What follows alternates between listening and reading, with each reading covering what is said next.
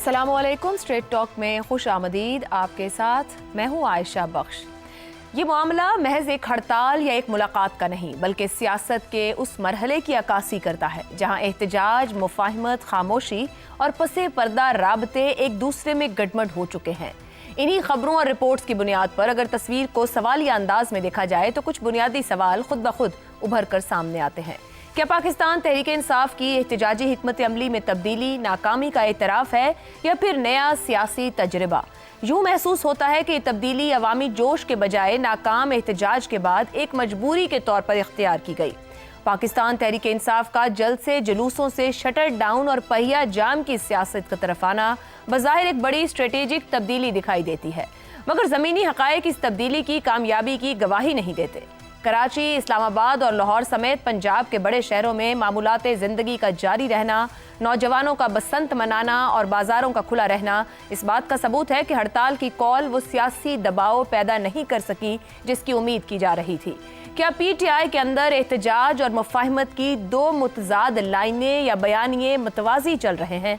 ये तजाद इस बात की निशानदही करता है कि PTI के अंदर एक वाज़ेह और यकसां हिकमत अमली का फुकदान है, जहाँ एहतजाजी जबान भी बोली जा रही है और पसे पर्दा मुफाहिमत के इम्कानात भी तलाश किए जा रहे हैं। बुशरा बीबी से मुलाकात क्या इंसानी हमदर्दी है या फिर सियासी दरवाजे में हल्की सी दरार? बुशरा बीबी को अहले खाना से मुलाकात की इजाज़त बज़ाहिर इंसानी बुनियादों पर दी गई सहूलत है, मगर इसके साथ आयद शराइत और बैक चैनल किरदार इस मुलाकात को महज ज़ाती मामला नहीं रहने देते। बैरिस्टर मोहम्मद अली सैफ की कोशिश और बुशरा बीबी के रवैये में नरमी इस इम्कान को तक़वियत देती है कि मामलात को मुकम्मल तसादुम के बजाय किसी दरमियानी रास्ते पर लाने की ख्वाहिश मौजूद है, अगरचे इसे खुले लफ्ज़ों में तस्लीम नहीं किया जा रहा। इमरान खान की खामोशी क्या किसी डील का इब्तिदाई मरहला है? 50 दिनों की तवील खामोशी, सख्त पाबंदियां और मुलाकातों पर गैर मामूली हसासियत ये सवाल उठाती है कि आया इमरान खान का मामला दानिस्ता तौर पर मुंजमद रखा गया है या पसे पर्दा कुछ तय पा रहा है? बुशरा बीबी के मामले में महदूद नरमी और इमरान खान के केस में सख्ती इस बात की अलामत है कि सियासी रियायत नहीं भी मिल रही मगर मुकम्मल दरवाज़ा भी बंद नहीं किया गया है।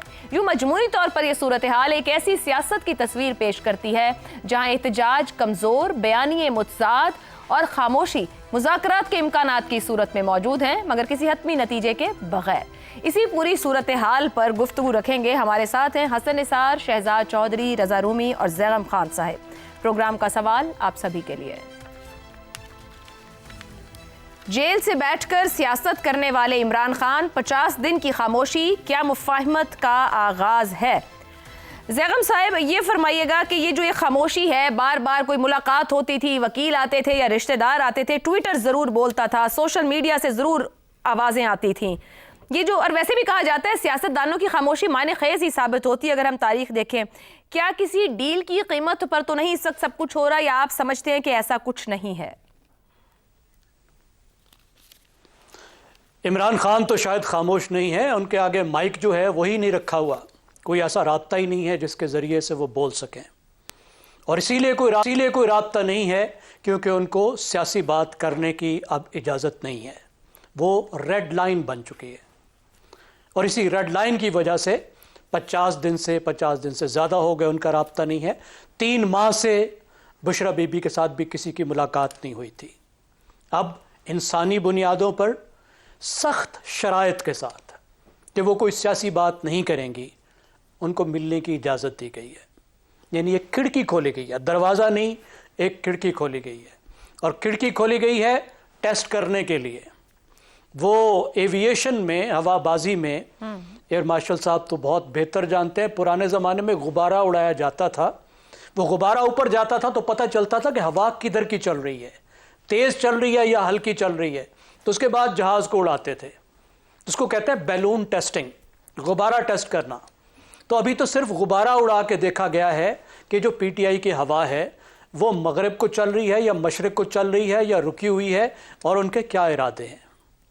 और यहीं से बात कुछ आगे बढ़ने का कुछ हल्का फुल्का चांस हो सकता है। साहब, कतई कलामी की माज़रत, एक सेकंड को इसको होल्ड करें। आपने कहा कि माइक आगे नहीं रखा, पहले भी कभी बीच में पॉजेज आए, माइक आगे नहीं रखा गया, मगर जब भी मुलाकात हुई, वकील मिले, बहर मिले, इवन अगर वहां से कोई नहीं मिला, इमरान खान साहब की तरफ से, बुशरा बीबी के घर से कोई मिला, तो भी सियासी बात, जुमला या पैगाम आता रहा है, उसको नहीं रोका गया था पहले। अब की बार वो नहीं आया हालिया हफ्ते 10 दिन में जो मुलाकातें हुई हैं? जैनी, यानी अभी तो बुशरा बीबी से ही मुलाकात हुई है ना, और बुशरा बीबी से जो मुलाकात हुई इस पे हम बात कर रहे हैं।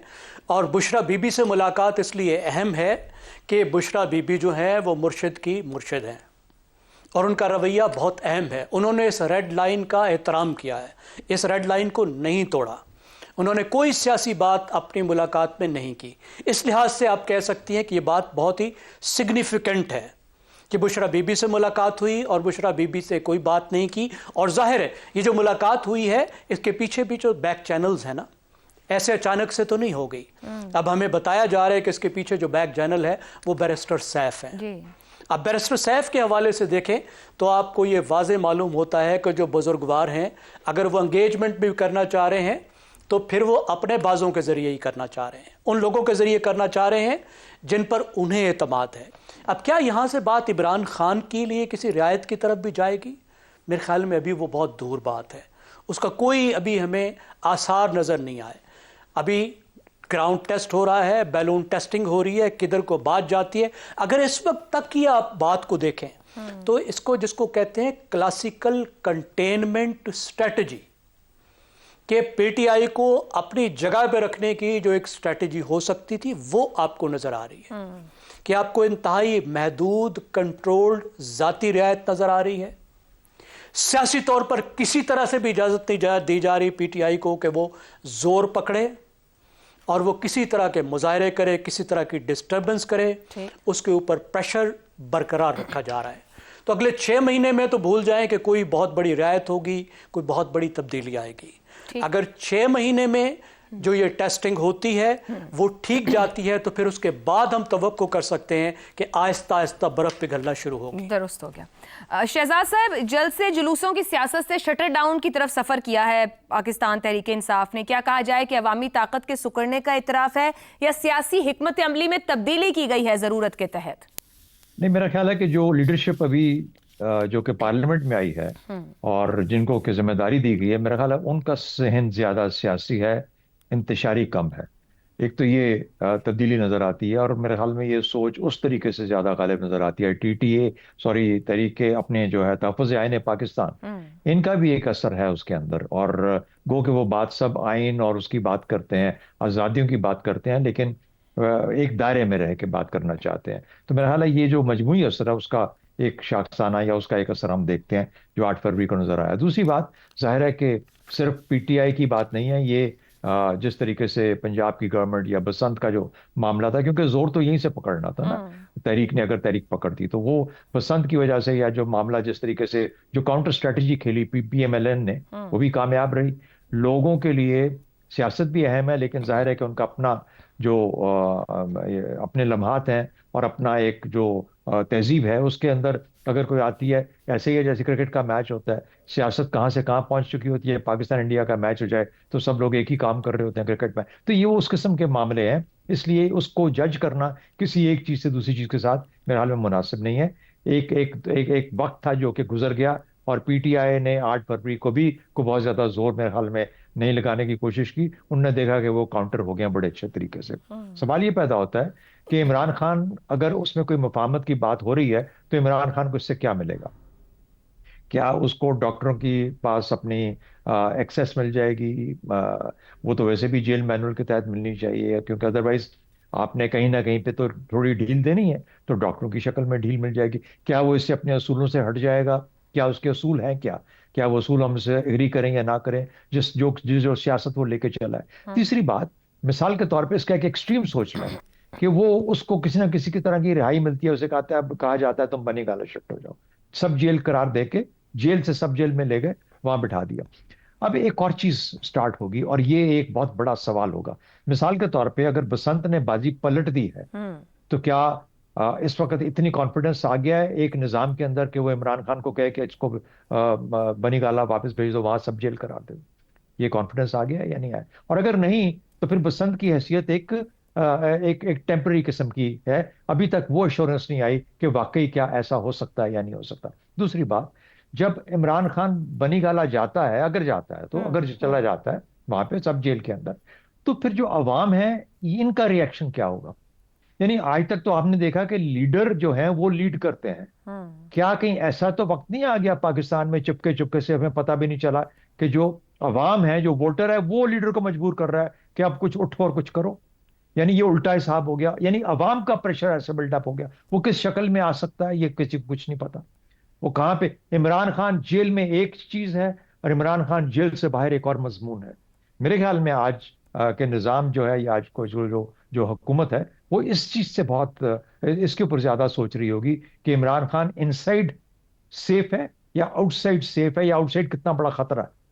तो मेरा ख्याल है कि अगर इसको देखा जाए तो लगता यूं है कि समझदार लोग हैं सब के सब, इतनी आसानी से इस बात को नहीं होने देंगे। और जिस किस्म की मुफाहमत का हम सोच रहे हैं, हाँ छोटी मोटी चीजें इधर उधर से, कुछ कुछ इनके भी मामले बेहतर होंगे, कुछ सियासी सोच जरा इधर भी गालिब आएगी, कुछ वहां पे थोड़ी सी ढील होगी, लेकिन मेरे ख्याल में सब्सटैंटिवली कोई बड़ी तब्दीली आने की गुंजाइश नहीं है। तो मुफाहमत का मुझे कोई ऐसा, क्योंकि मुफाहमत के भी बहुत बड़ा शहजाद साहब कतई कलामी की मस्त आपने, और ऊपर जैगम साहब ने भी बात की कि टू अर्ली टू से कि कोई नरमी इधर हो, बुशरा बीबी की हद तक इससे। अब आपने भी अभी बात की कि समझदारी की बात होगी, 2 माह कह लिया जाए अगर 10 दिन गुजरते हैं इमरान खान की खामोशी को, आपके ख्याल में कितना अरसा वो खामोश रहेंगे? और अगर 6-7 महीने में भी कोई रिलीफ नहीं है तो क्या इमरान खान इस तरीके से खामोश रह पाएंगे? यानी जब भी बोलेंगे तो जो गुफ्तगू आएगी वो फिर चैलेंजिंग नहीं होगी क्या?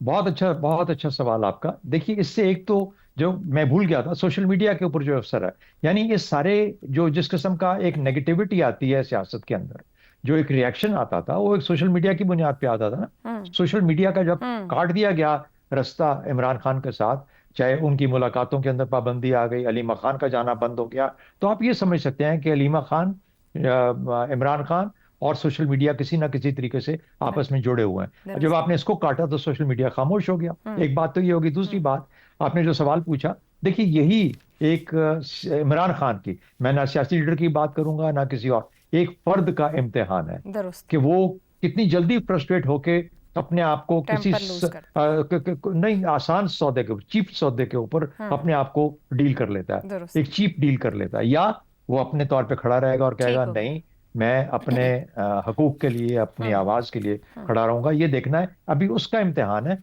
मेरे ख्याल में। वरना ये आहिस्ता आहिस्ता चीजें ढीलें देनी शुरू करेंगे और देखेंगे कि कहां पे गिरता है। ठीक हो गया। हसन निसार साहब, आपके ख्याल में पाकिस्तानी सियासत में क्या एक बार फिर अवाम के सामने नहीं बल्कि दरवाजों के पीछे पाकिस्तानी सियासत की तारीख लिखी जा रही है? ये हमेशा ऐसे ही लिखी गई है। पता नहीं आप किस मुल्क की तरफ ध्यान था आपका। अच्छा, ये छोड़े, बड़ा मैं इंजॉय कर रहा हूँ इस सवाल को इस हवाले से कि हमारा बड़ा हौसला है। वाकई जिंदा कौम है। हम सब 78 साल से मुख्तलिफ किस्म के ट्रकों के पीछे, रोटी कपड़ा मकान तो पता नहीं क्या, दौड़ते दौड़ते थके नहीं हैं। स्टेमिना बड़ा है हमारा ढिटाई में। अच्छा, आपने एक नया ट्रक लॉन्च कर दिया है। मैं आपकी मजदूरियाँ समझता हूँ, क्योंकि आपके फील्ड में मैं आपसे मेरा हाल है 30-40 साल सीनियर हूँ। लेकिन मैं इमरान खान के एक शेर पे इत्तफाक करूँगा जो उसका ज़ाती नहीं है। उसने कई जलसों में इसको दोहराया है। शेर है अदीम हाशमी मरहूम का। शेर सुनो गौर से, थोड़ा ध्यान आपका जी ये अपने अभी जो साथी ने बात की है उस तरफ जाएगा। वो शेर क्या था? मुफाहिमत न सिखा जबरे नारवा से मुझे, मैं सर बकफ हूं लड़ा दे किसी बला से मुझे। ये 1 2 4 नहीं, काफी बार उसने जलसों में। तो अब देखते हैं क्या होता है, और बाकी सारा जो सिलसिला है, समझ गई मैं आप क्या कह रहे हैं। अल्लाह करे जो हो। हाँ बस एक बात और सुन। ठीक है, आपने शायरी में कह दिया हसन साहब, मगर जमीनी हकीकत बड़ी अहम होती है। नहीं, एक असल बात सुन लें, आपकी आसानी हो जाएगी। कहिए। एक बार आपका जो मौजूदा वजीर आजम है, उसने हमारे कॉमन फ्रेंड के घर में मुझसे पूछा कि मुझे आप बताएं इमरान खान के बारे में आपका। तो मैंने जो जवाब उसको दिया था वो उससे पता कर लें। वो आप ही बता दें, उनसे क्या पता करें? चुका है। नहीं, मैंने नहीं बताना ना। अच्छा, ठीक है। बता दिया था। ठीक है, मगर आपने शेर में हमें समझा दिया है कि हालात क्या होंगे अगर जब भी मौका मिला। रज़ा रूमी साहब, ये फरमाइएगा कि नाकाम एहतजाज कहा जाए या नाकाम एहतजाज के बाद हड़ताल कार्ड खेलना आखिरी तजर्बा है, मजीद वक्त हासिल करने की कोशिश, मतलब कोई पॉलिटिकल स्ट्रेटेजी है पीटीआई के पास, नहीं है, फेलियर्स बन रहे हैं पॉलिटिकल स्ट्रेटेजी, या जो अंदर उनके बयानिए मौजूद हैं एहतजाज और मुफाहमत के मतवाजी, ये उन्हें कुछ बनाने नहीं दे रहे हैं, टाइम बाइंग टैक्टिक्स हैं पॉलिटिकल स्ट्रेटेजीज इस वक्त? देखिए आयशा, ये बात तो अब जो है तयशुदा है कि पाकिस्तान तहरीक इंसाफ के जो हिकमत अमली है वो जितनी उनकी माजी के तमाम तर जो भी कैलकुलेशंस थी वो काम नहीं की, और इस वक्त ये जो पार्टी की एक तरह से बेअमली जो है, और ख़ुसूसन ये 8 फरवरी के एहतजाज के हवाले से मुतज़ाद किस्म की जो पॉलिसी भी है, वो इसी का शाखसाना है कि पार्टी के अंदर कोई मरबूत सियासी हिकमत अमली मौजूद नहीं है। और उसकी 2 बुनियादी वजूहात हैं। सबसे पहली वजह तो जिसका जिक्र किया जा चुका है वो ये है कि इमरान खान जो है पिछले कितने 40-50 दिनों से उस तरह से वो एक्टिव नहीं है अपनी पार्टी के साथ रवाबित में जिस तरह से वो पहले हुआ करते थे, और मुख्तलिफ वो धरनों और एहतजाज की कॉल जो है उसको बैक करते थे। इस बार वो राब्ता और वो कम्युनिकेशन नहीं करवाया जा रहा, हत्ता कि जो उनके हरावल दस्ते के चीफ मिनिस्टर हैं आफरीदी साहब, उनकी भी मुलाकात नहीं करवाई गई। इसी से आप खुद अंदाजा कर लें, हालांकि वो एक सूबे के चीफ मिनिस्टर हैं। दूसरी बुनियादी वजह यह है कि खुद भी ये पाकिस्तान तहरीक इंसाफ के अंदर बहुत से हलकों को इस बात की अब अच्छी तरह से समझ आ चुकी है कि जो अगर वो अपनी हिकमत अमली नहीं बदलेंगे, अगर वो कोई बात डायलॉग की मुफाहमत की तरफ नहीं जाएंगे, तो ये मामला कहीं आगे नहीं बढ़ेगा। और यही वजह है कि आपने देखा कि जो तहरीक तहफ़्फ़ुज़ आइन है और दीगर बहुत सारे अब लोग हैं पाकिस्तान तहरीक इंसाफ से वाबस्ता, या उसके अंदर जो है वो अब ये डायलॉग की या थोड़ी बहुत उनका रवैये में लचक पैदा हुई है। और दूसरी साइड से भी यही लचक देखने को मिल रही है। ये जाहिर बात है, कोई ऐसे एकदम रातों रात तो कोई तब्दीली नहीं हो जाती, काया नहीं पलटती। तो दोनों साइड्स पर इस बात का शायद अब ये सोच है इस तरह की कि अब एक वक्त देना चाहिए डायलॉग को, और मुफाहमत का रास्ता अगर कोई खुलता है तो उसको ट्राई जरूर करना चाहिए। और क्योंकि मज़ाहमत और टकराव जो है उसका फायदा किसी फरीक को नहीं हुआ। अब देखिए कि ये मामला कहाँ आगे बढ़ता है। अचकज़ई साहब की तो ये ख्वाहिश है कि वो किसी न किसी तरीके से कोई सियासी कोलिशन बनाकर और वो कोई डायलॉग की मेज पर लाकर हुकूमत को ये मामला रिजॉल्व करवाएं। लेकिन जो अभी देखना ये बाकी है कि क्या वाकई ही हुकूमत सीरियस भी है कि वो बैठना भी चाहते हैं एक डायलॉग की मेज के ऊपर किसी खातिर ख्वाह नतीजे की तरफ जाने के लिए। ये बात अभी वाजे नहीं है। लेकिन 8 फरवरी की कॉल से एक और चीज जो साबित हुई, जिसका हम तस्करा कई बार कर चुके हैं यही इसी प्लेटफॉर्म के ऊपर, और वो पार्टी के अंदर जो इस कदर गिरोहबंदी और जिसे अंग्रेजी में कहा जाता है फ्रेगमेंटेशन का शिकार हुई है इस वक्त एक पार्टी। और पार्टी लगता नहीं है कि एक पार्टी है, बल्कि लगता है कि कई धड़े और गिरोह जो हैं वो एक बड़ी सी तहरीक का हिस्सा है और वापस वही गुत्थम गुत्ता हुए रहते हैं। अभी आप देख लीजिए अलीमा खान साहिबा का अपना एक ग्रुप है और वो अपनी रज़ा रूमी साहब कतई कलामी की माजरा, जब आप खुद कह रहे हैं कि एक नहीं कई ग्रुप हैं जो आपस में गुत्थम गुत्था है, फिर एक इत्तेहाद या तहरीक के अंदर है, तो फिर अचकज़ई साहब के हाथ में क्या है? फिर हुकूमत की बात करें कि वो संजीदा है, वो कितने सारे ग्रुपों को हैंडल करेंगे, किससे बात करेंगे? कोई एक बयान देगा तो सामने वाले तो पहले ये देखेंगे कि इकट्ठे होकर इनके पास कोई एक बंदा है जिसकी बात सुनी जाए और उसको ट्रस्ट किया जाए। जी देखिए ना, बात यह है कि वो बंदा जिसको ट्रस्ट नहीं वो करना चाहते, वो बंदा एक ही है जो कि अपनी पार्टी को और उसके मुख्तलिफ धड़ों को यकजा करके एक बयानिए या एक नुक्ते पर ला सकता है, और उसका नाम इमरान खान है। और वो हमने अभी पहले जिक्र किया कि वो तो उन सर, पे फिर बात फिर वहां आ गई, तो फिर आप अचकज़ई साहब पे क्यों रख रहे हैं कि फिर अगर बात वहां जानी है तो फिर अचकज़ई साहब से सामने वाले क्या बात करेंगे? फिर अचकज़ई साहब के हाथ में क्या है देने को? देखिए अचकजई साहब का मुझे तो खुद मैं तो इस मंतक समझने से कासिर हूं कि अचकजई साहब को क्यों ये इस ओहदे पर फाइज किया ठीक गया। हो गया। मुझे कोई जाती उनसे इशू नहीं है, मगर बात यह है कि एक ऐसे सियासतदान जो कि एक पार्टी की नुमाइंदगी कर रहे हैं जिस पार्टी का वो हिस्सा ही नहीं हिस्सा ही है, नहीं है, दुरुस्त हो और गया। उस पार्टी के 100 से जायद एमएनएस मौजूद है, उस पार्टी के पास कई सैकड़ों एमपीएस मौजूद हैं, उनकी मौजूदगी में उन सब के अदम एतमाद शो करके दुरुस्त हो गया। एक वेरी वैलिड और पॉइंट रजा रूमी। सारे लोग मौजूद हैं मगर फिर भी एक मुयस्सर नहीं है कि फैसला साजी हो सके। ब्रेक लेते हैं, हम ब्रेक से वापस आएंगे तो बात करेंगे कि क्या पाकिस्तान एआई इनकलाब के लिए तैयार है। इस ब्रेक के बाद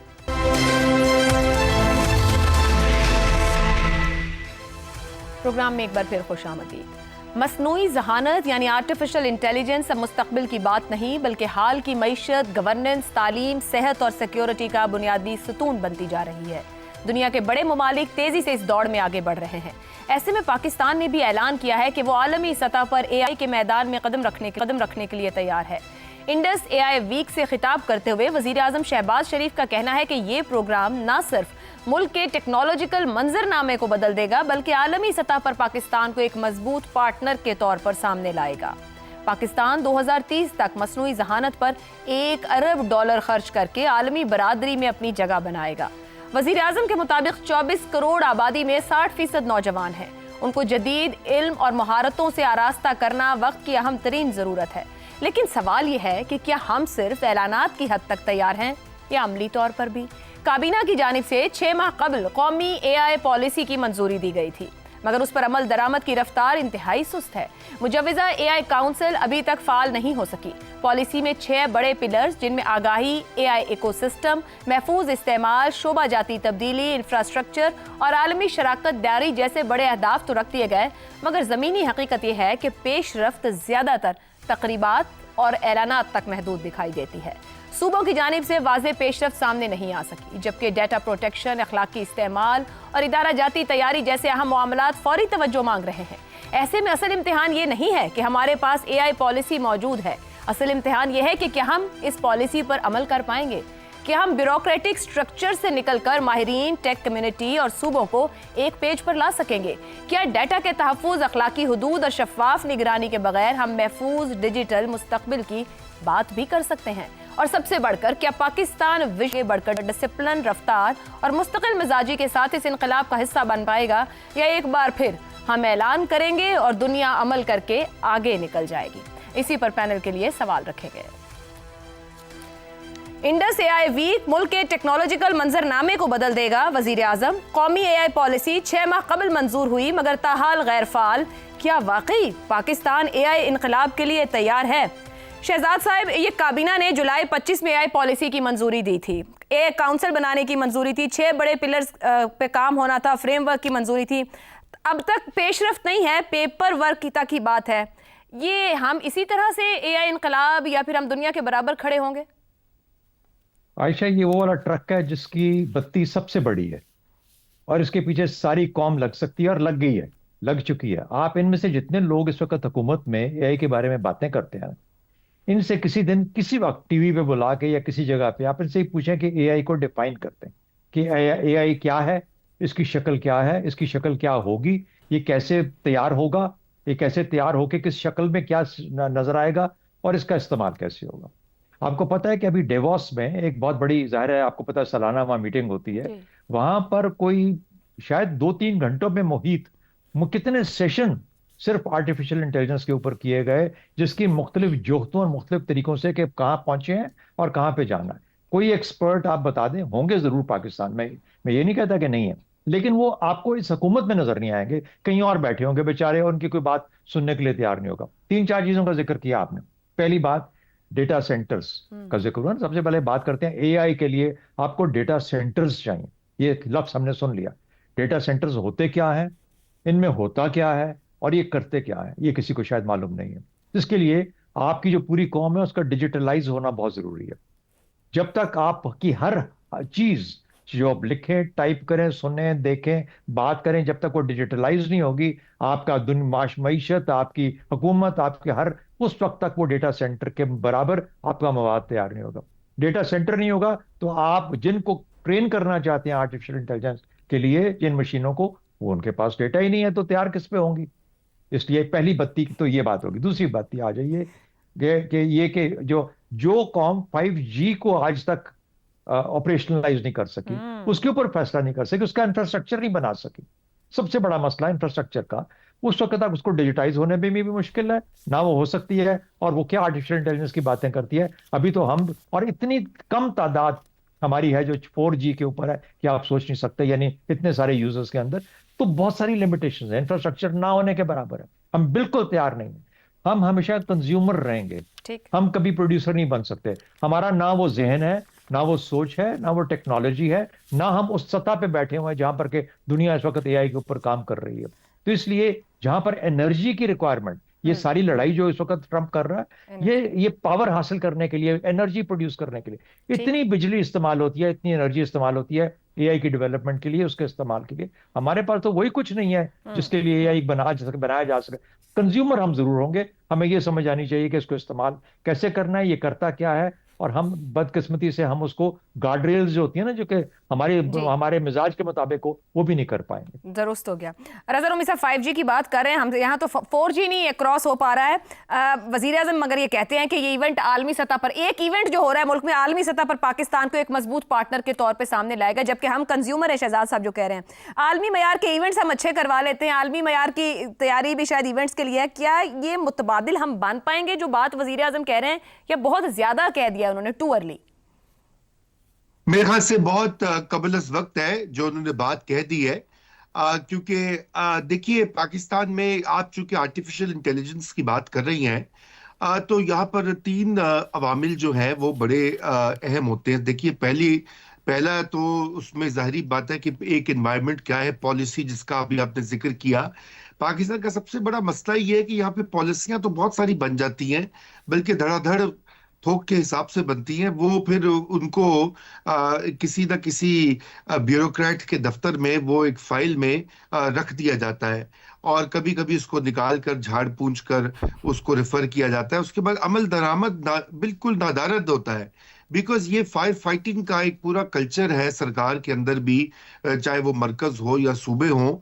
और दूसरी बात यह है कि ये सरकारी काम होता भी नहीं है कि वहां पर इस तरह की ऐसी फील्ड्स जहां पे इनोवेशन चाहिए, जिद्दत चाहिए, सोच चाहिए, ये ज्यादा बेहतर होती है कि प्राइवेट सेक्टर में, और एकेडेमिया जिसे कहा जाता है, ये वहां से इसकी जिसे कहते हैं उठान होती है। हुकूमत का काम होता है कि एक साजगार माहौल पैदा करे और वो वसाइल मुहैया करे जो कि चाहिए होते हैं तहकीक के लिए या टेस्टिंग के लिए, या मजीद जो पॉलिसी लेवल के ऊपर काम होता है। दूसरा प्रॉब्लम जो है वो ये है कि हमने उस तरह की अपनी जो मैन पावर या वो इंसानी वसाइल उनकी तरफ तवज्जो दी ही नहीं। ये बात दुरुस्त है कि बहुत सारे पाकिस्तान में खुद लोग जो है वो आईटी का कारोबार भी कर रहे हैं, उसको फरोग में हिस्सा दे रहे हैं, लेकिन सरकारी लेवल के ऊपर हमने उसकी उस तरह से तरवीज और पेट्रनेज नहीं दी जैसे कि देनी चाहिए थी। और तीसरी चीज ये कि ये इस तरह के मामला है, यहाँ पे हाई लेवल कमिटमेंट और हाई लेवल डायरेक्शन चाहिए। ये वजीर आजम के खुद लेवल की बात है, ये किसी मिनिस्टर को या किसी सेक्रेटरी पर छोड़ना बिल्कुल उससे काम नहीं बनेगा। जी ठीक हो गया जी, एक ब्रेक लेते हैं, ब्रेक से वापस आएंगे तो हसन साहब और जैकब साहब की राय आपके सामने रखेंगे। प्रोग्राम के आखिरी हिस्से में एक बार फिर खुशामदीद। हसन निसार साहब, वजीर आजम साहब ने यह भी कहा कि ये इवेंट आलमी सतह पर पाकिस्तान को मजबूत बनाएगा और एआई के शोबे में हम आलमी सतह पर कदम रखने के लिए तैयार हैं। वाकई आपके ख्याल में हमारी तैयारी ऐसी है या ऐलानात तक महदूद है? खुदा का खौफ करें, गागेगी। पाकिस्तान की जमहूरियत और सियासत का एक राग है, गागेगी। इसके अलावा किसी का बयान मुझे बताओ कि ये हो गया है। अच्छा, सवाल का जवाब तो बेसिकली शहजाद साहब ने ते टंटाई मुकाता है, समझ ना आवे तो और गल है। देखो सादा सी बात करो, बड़ी इजादात आई गोरे के साथ। गोरे को हम विलन बना के पेश करते हैं, चूंकि बहरहाल साजिश थेरी। अच्छा, एनीवे, बड़ी इजादात आई। उनका जो हशर हमने किया और जिस तरह उनको अब्यूज और मिस यूज किया, अपनी सड़कों पे देख लो। तो तुम्हें तो गाड़ी चलानी और रखनी नहीं आई, तुम्हें तो मोटरसाइकिल चलाना नहीं आया। अच्छा, इस एआई इनकलाब का हशर भी पीआईए, रेलवे, स्टील मिल, अंग्रेज के दिए मुख्तलिफ इदारों, उनके मामे, चाचे, ताए, फुफे यहां नहीं होते थे तो कम से कम वो मेरिट का ही ख्याल करते थे। करबा परवरी नहीं थी, चूंकि उनके करबा नहीं थे, कमी थे। अभी अपने जैसों के कमी है। अच्छा, तो मुख्तलिफ इदारों जैसा ना हुआ जब मैंने चंद गिनवाए हैं, तो मुझे तो हैरत होगी। उम्र मेरी ऐसी है, मुझे तो हार्ट फेलियर हो सकता है। नहीं हो सकता। मैं सांप बल्कि सांपों का डसा हुआ आदमी हूं, इसलिए आई डोंट मिन्स वर्ड्स। बेजरर सी रस्सी से भी डरता हूं। ये तो एआई है। तो बड़ी खूबसूरत बात की है शहजाद साहब ने। इन्होंने की पता, इन्होंने तो फोन का इस्तेमाल मगर वक्त की जरूरत है, किसी तरह घिसट घिसट के पहुंच जाएंगे फिर हम भी। जरूरत को गोली मारे ना, जरूरतें आपकी पूरी हो गई ना। उन्होंने आपको जहाज भी दे दिए, उन्होंने गाड़ियां भी दे दी, उन्होंने सेल फोन भी दे मतलब दिए। ऐसे ही हम जाएंगे जैसे दुरुस्त हो गया। ओ भाई, शहजाद साहब ने कहा है ना कि आप गाहक होंगे। हाँ, कंज्यूमर हैं। बात ये आपकी टोटल औकात। तो ज़ैगम साहब, थर्ड इंडस्ट्रियल रेवोल्यूशन में तो हमने जो झंडे गाड़े सो गाड़े हैं, फोर्थ इंडस्ट्रियल की तरफ तो वजीर आजम ने तो बहुत बड़ी बड़ी बातें कह दी हैं। क्या इतना साजगार माहौल भी है? जिस साजगार माहौल की रजा रूमी बात करते हैं, क्योंकि सरमायाकार और टैलेंट तो वही जाता है जहां वाज़ेह पॉलिसी मौजूद हो। आयशा, हर रेवोल्यूशन ने हमारा यही हशर किया है, या हमने अपना ये हशर किया है। एक वक्त था जब हमारी तलवारों को गन पाउडर ने आ लिया था, हमारी बैलगाड़ी को ट्रेन ने आ लिया था, हमारी बादबानी किश्ती को स्टीमर ने आ लिया था। आप सिर्फ ज़रा पढ़कर देखिए कि सिंध में जब अंग्रेज़ ने हमला किया था तो कितनी बहादुरी से लड़े थे, लेकिन किस तरह सैकड़ों लोग तोपों से उन्होंने उड़ा कर रख दिए थे। आपको मालूम है पिछले हफ्ते क्या हुआ है? मैं 3-4 दिन पहले की बात कर रहा हूं। जो 4 बड़े एआई के मॉडल हैं, उनमें से एक मॉडल है क्लॉड, एंथ्रोपिक कंपनी का। उसने एक नई प्रोडक्ट लॉन्च की, वर्क स्पेस है, कि आप यहां आए और यहां आके काम करें, चंद $100 दें। आपको पता है उसका क्या नतीजा निकला है? भारत की जो आईटी की कंपनीज हैं, आईटी की कंपनीज, उनकी $30 बिलियन वैल्यू गिर गई, स्टॉक्स गिर गए। अमेरिका की आईटी की टेक्नोलॉजी कंपनीज जो हैं, वो $300 बिलियन उनकी कीमत गिर गई है एक हफ्ते के अंदर। ये आईटी के साथ हो रहा है, क्योंकि जो आईटी कंपनीज जो कर रही थी वो भी ऑटोमेशन पे जा रहा है, वो भी एआई पे जा रहा है। तो हम बेचारे जो अब घुसने की कोशिश कर रहे हैं, हमारे बच्चे जो काम कर रहे हैं, जो ये फ्रीलांसिंग करके कमा रहे हैं, आप अंदाज़ा लगाइए खुद उनको कितना ख़तरा है। ऐसे हालात में जब हमारे पास लेबर तक नहीं है, इंडस्ट्री या बन नहीं रही या है नहीं, जो है वहाँ पे लेबर की इतनी कम ज़रूरत है और अच्छी लेबर की ज़रूरत है। हम तो मज़दूर को मज़दूरी नहीं देकर जा रहे, यहाँ तो पढ़े लिखे वाइट कॉलर का जॉब जा रहा है। इतने बड़े ख़तरात हैं, उतने ही बड़े इम्कानात हैं। मैंने एक पेपर नहीं देखा हुकूमत का, एक अच्छी उनकी कोई इवेंट नहीं देखा जिसमें यह बहस की गई हो, यह लिखा गया हो, यह देखा गया हो कि एआई के नुकसानात क्या हो सकते हैं, यह रेवोल्यूशन हमें कितना रगड़ेगा और इसके इम्कानात क्या हो सकते हैं, यह हमें कहां उड़ा सकता है।